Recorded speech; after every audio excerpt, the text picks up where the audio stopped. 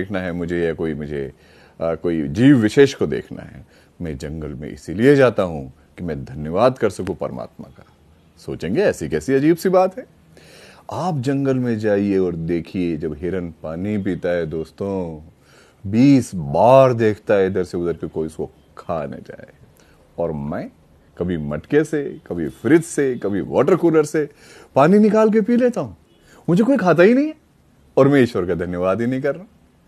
जंगल में आप जाओ, 2 ही तरह के जानवर हैं, या तो शिकारी है या शिकार है। एक के चेहरे पे हिंसा के भाव रहेंगे सदैव, और दूसरे के चेहरे पे बेचारगी के भाव रहेंगे। शेरनी अपने बच्चे को प्रेम भी कर रही है तो भी उसके चेहरे पे हिंसा ही दिखेगी, दूसरा भाव नहीं दिखेगा। और हिरन बेचारा गुस्से में होगा तो भी उसके बेचारगी के भाव आएंगे। अरे हमें मनुष्य बनाया है, एक चेहरे से हम 31 तरह के भाव प्रदर्शित कर सकते हैं, और हम खुशी नहीं होते हैं कि परमात्मा तूने कमाल कर दी। हिरन को सिर्फ घास का स्वाद दिया है दोस्तों, घास का, और शेर को सिर्फ मांस का स्वाद दिया है, और हमें 7 स्वाद दे दिए। कमाल हो गया ये तो। खारा, मीठा, कड़वा, चरपरा, आहा, कितने तरह के स्वाद दे दिए, वो सिर्फ घास।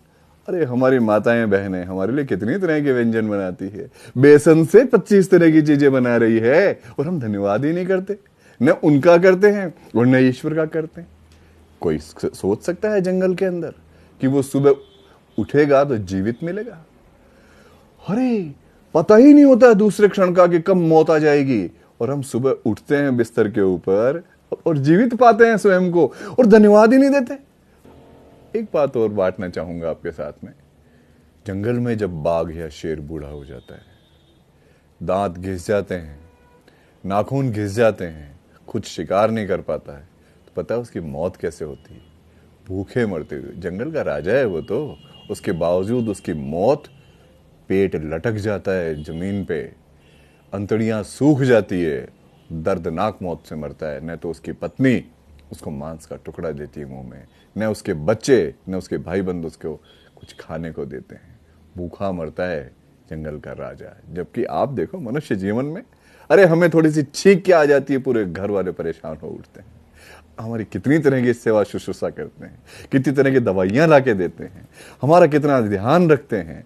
आप सोचो, ईश्वर ने मनुष्य बना करके हमारे को कितने आनंद दिए हैं, तो फिर क्यों वैमनस्य, क्यों एक दूसरे के बैर में फंसे भाई? ये तो मनुष्य जन्म कितना शानदार दिया है, इसका आनंद लो ना, इसका आनंद उठाओ।